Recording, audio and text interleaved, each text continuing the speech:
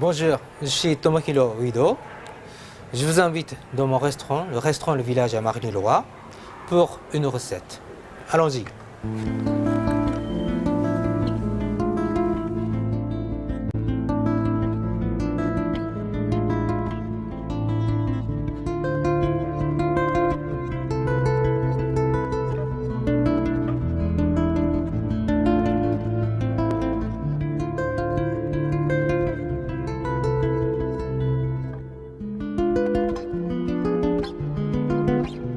Aujourd'hui, je vais vous montrer une recette de gourmandise de panna cotta.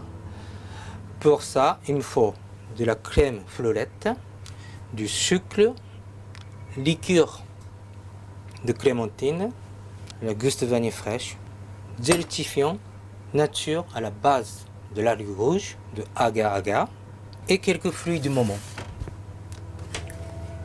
Clémentine aussi. Et maintenant, je vais préparer d'abord de la panna cotta. Il faut verser une crème fleurette, 50 centilitres, 2 ml.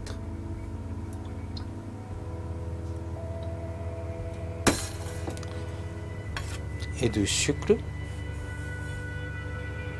Très peu de sucre, c'est vraiment pas nécessaire. Parce que j'ajoute la gousse de vanille fraîche. Pour 1 litre, il faut une gousse. Là, donc, je penserai une demi-gousse de vanille.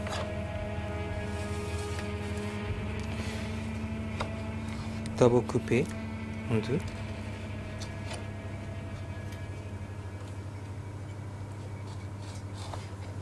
Et l'ouvrir de l'intérieur. La gousse de vanille qui vient de Madagascar, une appellation de Bourbon. Plus de 7 cm de longueur, c'est vraiment le meilleur de la vanille. Il faut bien gratter à l'intérieur.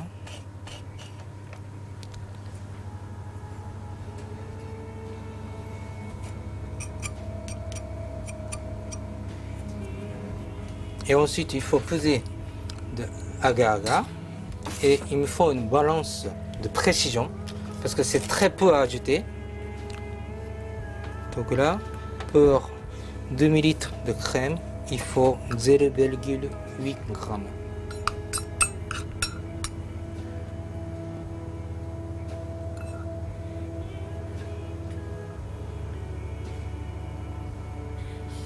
Voilà, 0,8 g.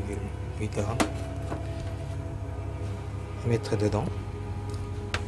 Et ensuite, mixer. Si vous avez le mixeur à la main,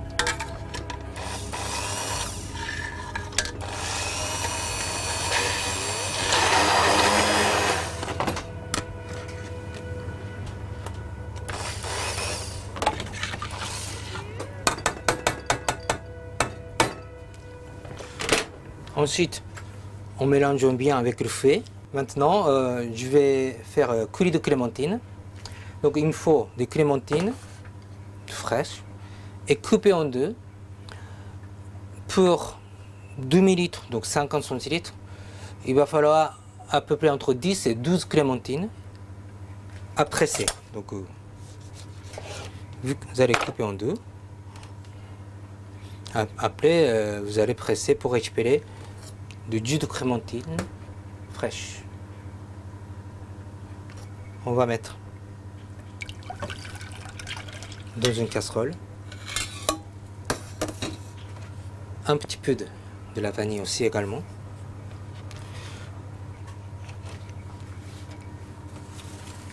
Donc c'est comme tout à l'heure, bien gratter à l'intérieur.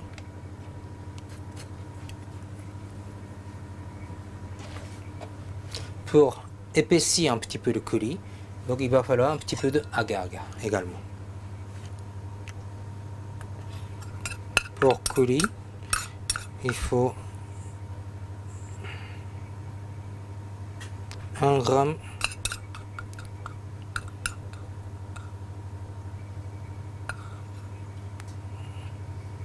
un gramme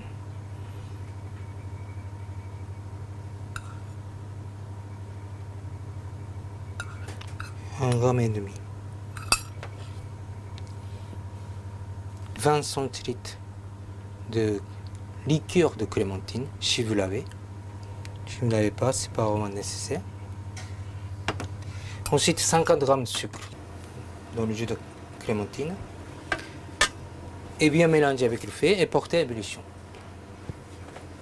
On va le faire en même temps que le panna cotta. Il faut porter à ébullition. Il faut bien mélanger.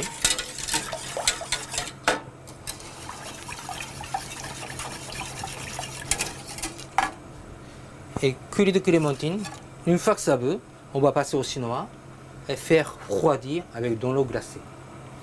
Et de la panna cotta, il ne faut pas laisser refroidir dans l'eau glacée. Il faut laisser revenir la température ambiante naturellement. Pourquoi? Parce que ça va durcir très très vite. Voilà. Là, la crème est en train de chauffer. Là maintenant, je pense que ça va pas tarder à bouillir, mais il faut vraiment faire attention parce que la crème, quand ça veut, ça mousse. Donc il faut bien surveiller. Et avec agar-agar, et quand ça veut, on essaie au moins porter ébullition un bon 1 minute, pendant 1 minute. Voilà. Et maintenant, il faut laisser partir un petit peu la chaleur de la panna cotta et on va lancer dans un verre à cocktail. Voilà. Avec quelques chairs de clémentine en quartier. Je vais montrer comment on va couper. On va laisser comme ça pendant 1 minute. Et quand ce sera passé, il faut mixer un petit peu. Vous voyez comment ça mousse. Donc là, il faut enlever le feu. C'est bon, maintenant, on va laisser revenir température ambiante. Et le curry, aussi, comment ça veut dire. Et le curry de clémentine, dès que ça veut, on arrête, parce que plus vous cuisez, plus vous mijotez, de saveur de clémentine part. Donc là, quand ça chauffe, on arrête tout de suite. Voilà. Donc le panna cotta est fait. En attendant que ça baisse encore un petit peu la température. Donc je vais montrer juste un petit peu comment on fait pour couper en attendant. On fait des chips de clémentine. Clémentine avec la peau, bien évidemment. Il faut couper très très fine.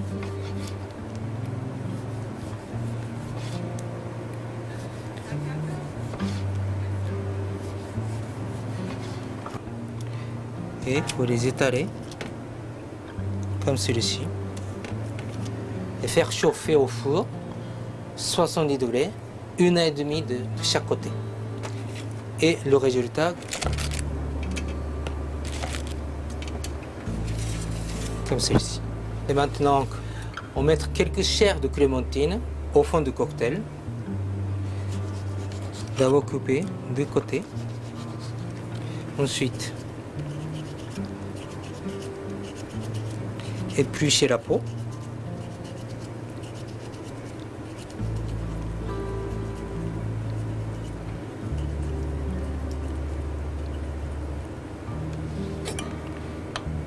Enlever un petit morceau.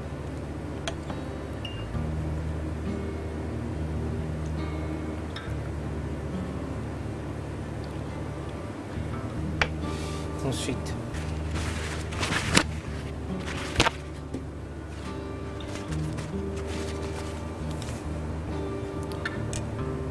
bien éponger un petit peu. Et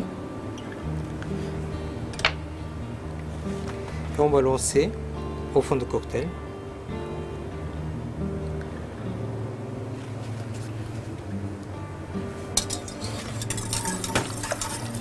Agiter délicatement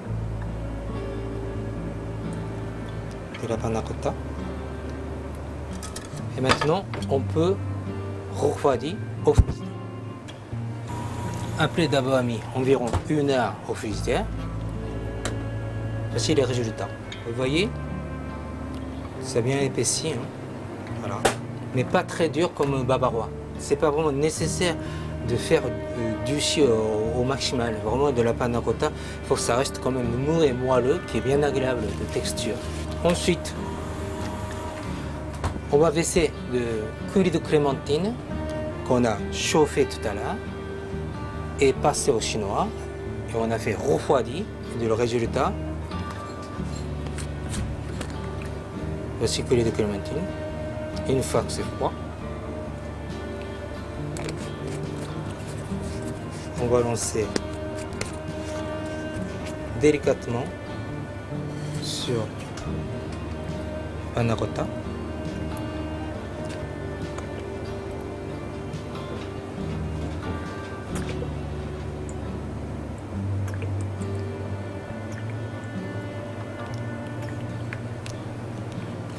Voilà. Maintenant, je vais ajouter une quenelle de sorbet à la clémentine.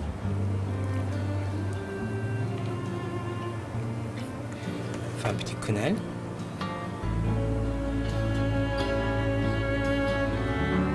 Dessus.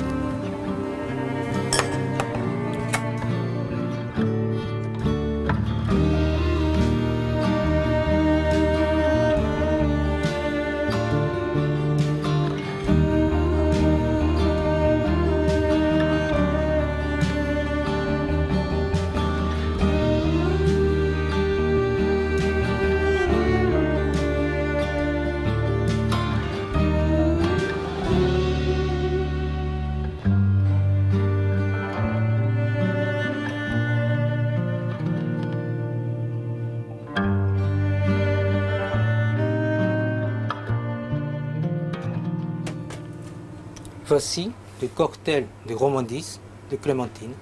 Bon appétit.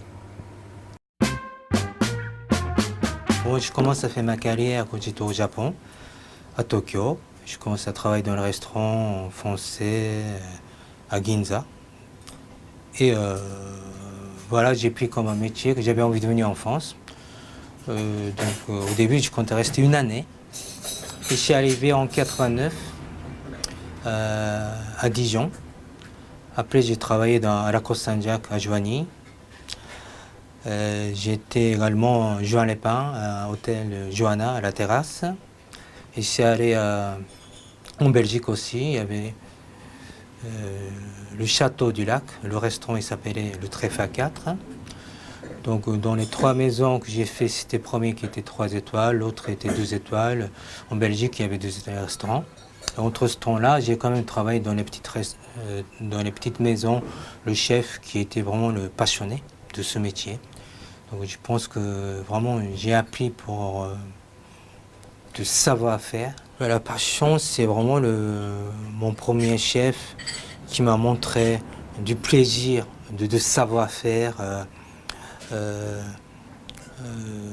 Voilà, en fait, j'avais même pas eu l'occasion de connaître un autre métier. Je suis entré dedans. J'ai été charmé par ce métier et j'ai pas eu l'occasion d'apprendre autre métier. Dans un premier temps, on ne cherche pas uniquement pour avoir des étoiles, mais ça fait partie de notre objectif. Être récompensé par une étoile, ça fait partie de notre médaille. Et puis, nous, on travaille dur aussi pour y arriver. Il faut toujours être exigeant. Voilà. Après, toujours choisir un bon produit. Voilà. Un bon produit, on n'a même pas besoin de parfois travailler, mais une bonne tomate avec très bonne huile d'olive, très bon sel, on mange très bien. Voilà. Il ne faut jamais baisser les bras pour la qualité des produits.